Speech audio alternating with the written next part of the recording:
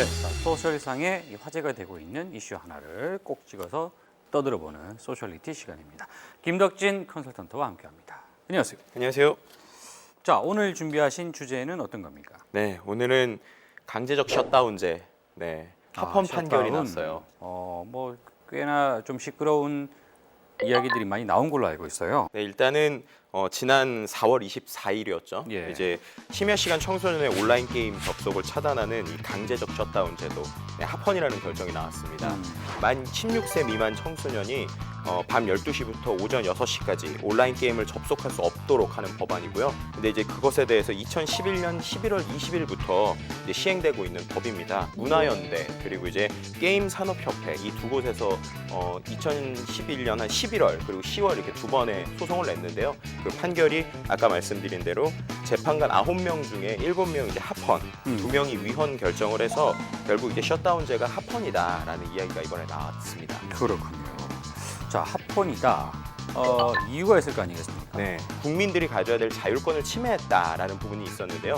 그 부분에 대해서 이제는 분명히 인터넷 게임 자체는 부정적으로 볼 수 없으나 자발적인 중단이 쉽지 않은 인터넷 게임의 특성을 고려하면 이 16세 미만 청소년에 대해서 게임을 규제하는 것이 과하다고 보기 어렵다. 두 번째로 자녀 교육권을 침해하는 것이다.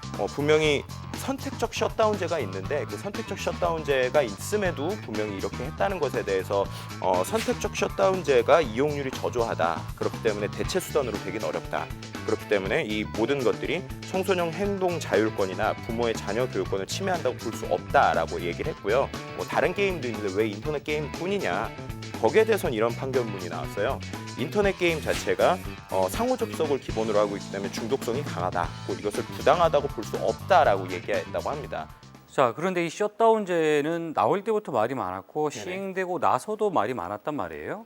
그래서 셧다운제가 특별한 그 의미 효과가 없다. 뭐 이런 얘기들도 나와 있지 않습니까? 2013년 12월에 이 산업연구원에서 나온 보고서가 있습니다. 뭐 간단하게 말씀을 드리면 주중에 게임을 하는 시간이 한 13분 정도 줄었다고 합니다. 근데 주말을 포함한 전체 게임 시간은 줄지 않았다고 그래요. 그러니까 어느 정도 효과가 있을 수도 있고 없을 수도 있다라고 이제 전반적으로 볼 수 있는 부분이 있는데 해외에서 이제 소셜글에서 좀 재미있는 것들이 있었습니다. 네. 미국인들이 셧다운제를 찬성하는 흔한 이유 이래가지고 캡처돼서 도는 게 있는데 나도 처음에는 이제 미국 사람이죠. 나도 처음엔 이 법에서 반대를 했는데 미국 시간으로 오전 9시, 그러니까 우리나라로 12시가 지나니까 스타2에서 승리를 거두기 시작하더라. 야, 그렇군요. 네. 이런 것들에 대해서 약간 좀 재미있는 해프닝이 또 하나 있어요. 그 유럽에서 스타2 리그를 하는 것들이 있는데 거기에 요즘에 이제 온라인으로도 게임 중계를 하고 게임을 많이 참석을 하거든요. 그런데 이제 우리나라 이제 중3 프로 게이머가 게임을 한창 하고 있다가 갑자기 채팅에서 이러는 거예요. 저 셧다운 이러면서 갑자기 막 전체에 있던 것들을 다 모아가지고 올인 공격을 하고 나간 거죠. 근데 그것을 이제 해외 캐스터들이 캐스팅을 하고 있었거든요. 그래서 이게 뭐야? 셧다운제가 뭐야? 그래서 거기를 보고 있던 한 10,000명 정도의 해외 사람들도 채팅을 하기 시작합니다.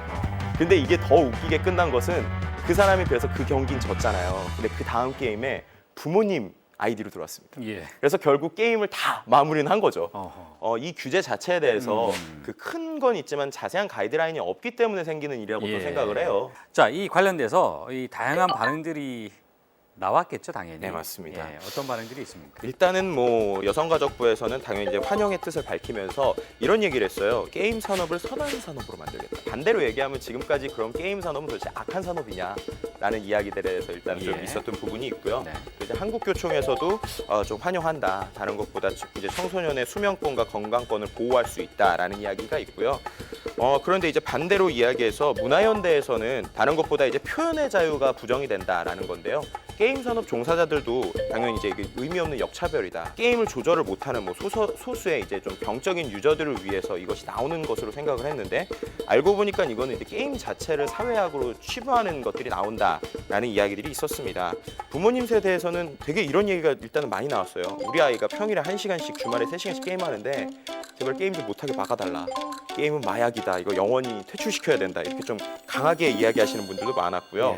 뭐 이제 그 대상이 되고 있는 학생들, 그 학생들의 이야기는 이제 한마디로 딱 얘기할 수 있을 것 같습니다. 게임에 셧다운제를 도입할 거면 공부에도 셧다운제를 도입해달라. 네, 거기에 원래 나온 자체가 청소년의 수면권 보장을 위해서 이걸 한다고 했는데 그러면은 공부에도 셧다운제를 만들어서 그 시간에 아무것도 안 하고 제발 잠 좀 잘 수 있게 해달라라는 이야기들이 좀 다양하게 나온 것 같습니다. 자, 이 셧다운제, 네. 합헌 결정이 난 셧다운제. 물론 나중에 또 변화가 생길 수도 있어요. 네. 지금 시점에서 봤을 때 앞으로 어떻게 될 것 같습니까? 네, 지금 가장 큰 이슈가 되고 있는 게 바로 모바일 게임 시장입니다. 원래 이제 모바일 게임 시장에 대해서는 지금 유예 상태예요. 그래서 유예 상태인데 그게 이제 내년 5월 20일부터는 이제 이 모바일 게임에도 적용이 되게 됩니다. 이 셧다운제가요. 근데 다른 것보다 아시겠지만 모바일 게임을 셧다운제를 적용한다라는 것 자체가 기술적으로 과연 어떻게 풀 것인가에 대한 상당히 고민이 많습니다. 기술이요? 네. 모바일을 뺐으면 되죠.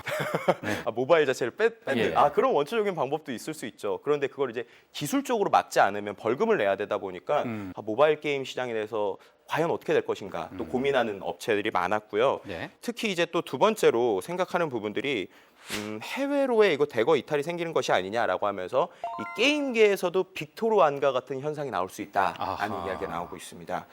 우리나라 업체인데 우리나라에서는 게임이 없고 해외에만 퍼블리싱하는 이제 그런 이슈들이 생길 수 있기 때문에 이거 자칫 잘못하면 우리나라의 이 많은 좋은 콘텐츠들이 해외로 빠져나가는 것이 아닌가에 대한 고민이 있습니다. 자, 생각을 해보니까요. 네. 이 지금 티타임도 밤 1시 넘어서 나가고 있어요. 그렇죠. 예, 청소년들은 어차피 잠을 자고 있기 때문에 부모님들이 보고 계실 겁니다.